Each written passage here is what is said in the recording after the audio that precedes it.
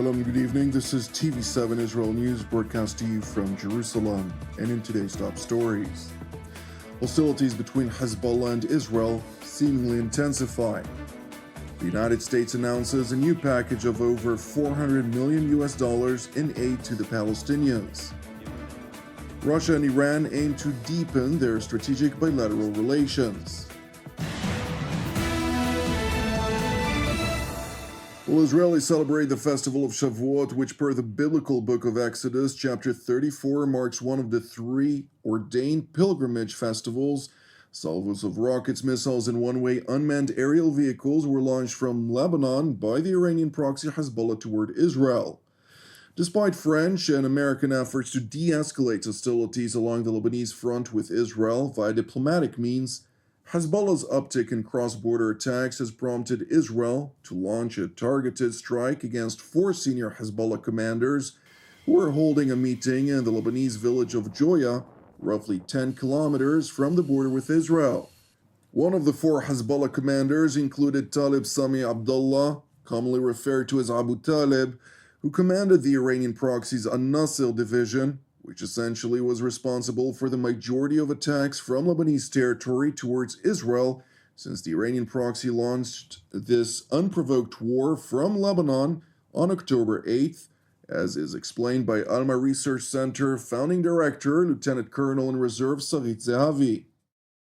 And he was the commander of this Hezbollah division that is responsible for all the area from the borderline to the Litani River. Actually, he was responsible for most of the fire that came from Lebanon since this war started. Since the targeted elimination of Abu Talib alongside three additional Hezbollah terror operatives, the Iranian proxy has already launched hundreds of projectiles toward Israel. Meanwhile, Israel's Northern Galilee Regional Council head, Gil Zaltz, asserted that while the residents of the North will persevere, they call on the government in Jerusalem to deal with the northern threat. יום רביעי בבוקר, חג הביקורים. אתמול בערב חגגנו בקיבוצים את החג. היו כמובן אזעקות, היו יירוטים. עצרנו ל10 דקות, אבל המשכנו את החגיגות. כך גם היום. אנחנו נמשיך לחגוג, למרות היום המתוח שכולנו חווים. אנחנו, תושבי הצפון, חזקים. אנחנו רוצים לחזור הביתה. אנחנו מבקשים מממשלת ישראל, תכבו את האש, אל תכבו לנו את התקווה. Meanwhile, during a visit of Israeli Defense Minister Yoav Gallant at the Special Engineering Forces Yalom unit, Jerusalem's top defense official told recently graduated troops that while the campaign in Gaza may soon come to an end, major challenges remain, in evident reference to the regional threats posed by the Islamic Republic of Iran and its proxies.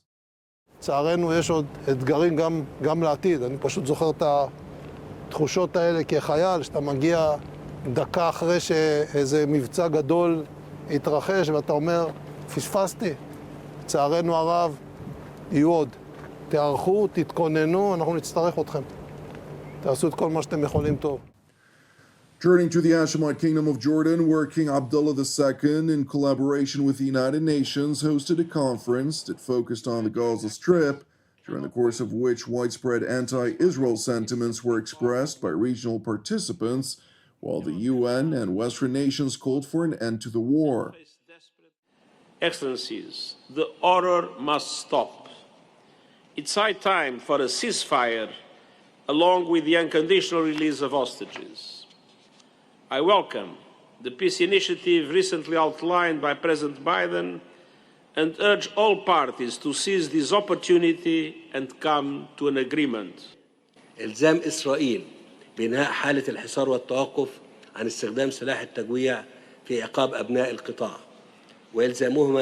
وإلزامها بإزالة كافة العراقيل أمام النفاذ الفوري والمستدام والكافي للمساعدات الإنسانية والإغاثية إلى قطاع غزة من كافة المعابر وتأمين الظروف اللازمة لتسليم وتوزيع هذه المساعدات إلى أبناء القطاع في مختلف مناطقه.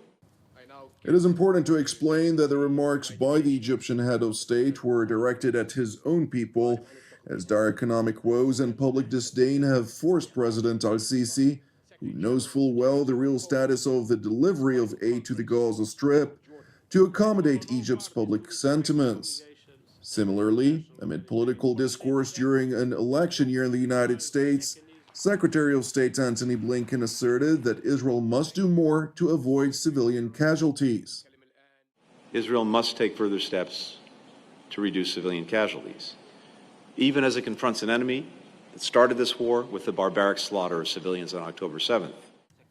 Secretary Blinken's assertion was made despite a fact-based conclusion by Professor John Spencer, who chairs the Urban Warfare Studies at the Modern War Institute at West Point, that Israel has implemented more measures to prevent civilian casualties in urban warfare than any other military in the history of war.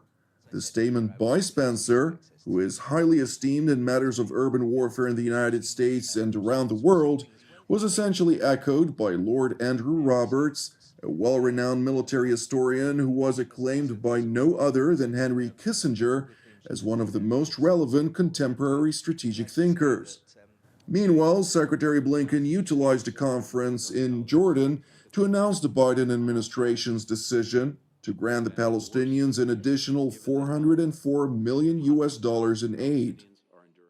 Today, I'm announcing an additional $404 million in new aid to Palestinians, in addition to the more than $1.8 billion in development, economic, and humanitarian aid that the United States has provided since 2021.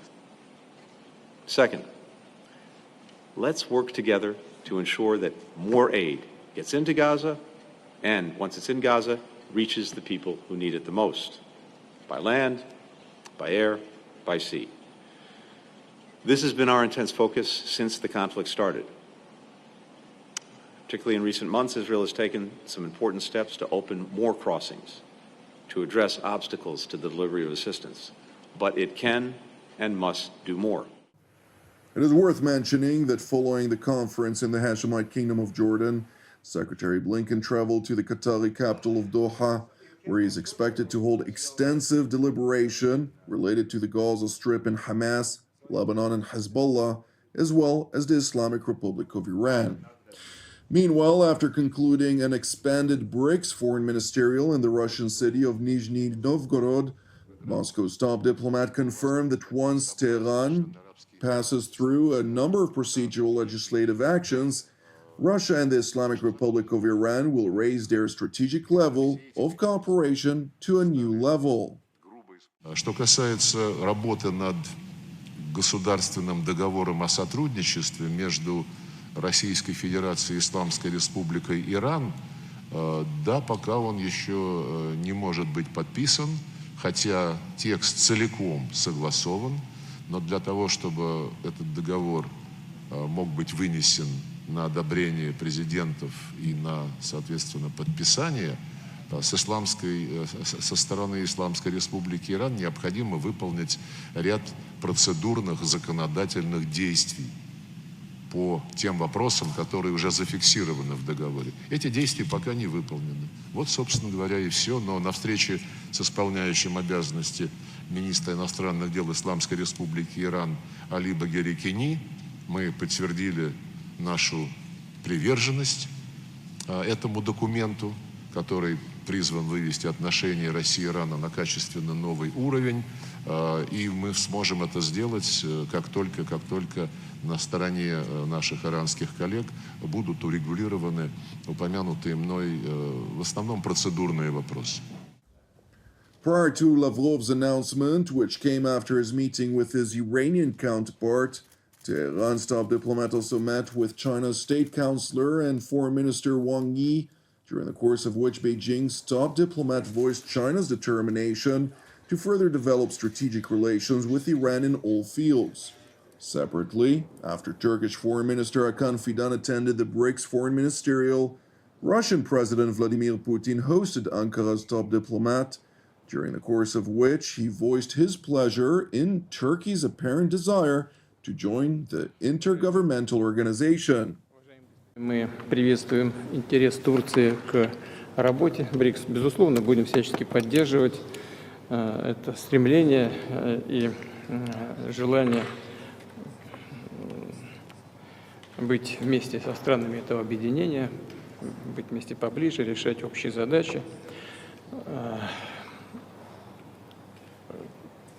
Тем более, что ситуация требует, мне кажется, более тщательного и плотного взаимодействия, особенно для стран региона, к которому мы относимся, для того, чтобы действовать эффективно по всем направлениям и с точки зрения обеспечения безопасности, и с точки зрения экономического взаимодействия, корректировки наших действий на международной арене. Хочу попросить вас передать самые наилучшие пожелания президенту Эрдогану. Надеюсь, что вот в ближайшее время, в июле, да, по-моему, 3-4 числа в июле он должен быть в Астане, насколько мне известно, в рамках международного мероприятия. И у нас будет возможность с ним встретиться и обсудить все текущие вопросы. Thank you for watching TV7 Israel News. It is important to highlight that TV7 Israel is a donation-based non-profit ministry with all of our productions available free of charge. Therefore, we would appreciate it if you'd consider making a donation. You can do so by visiting our website at www.tv7israelnews.com. Separately, I'd like to encourage you, pray for the peace of Jerusalem and salvation of Israel. I'm Jonathan Hessen wishing you an Erev Mevorach. God willing, we'll see you during our upcoming TV7 Israel updates. Until then, Shalom from Jerusalem.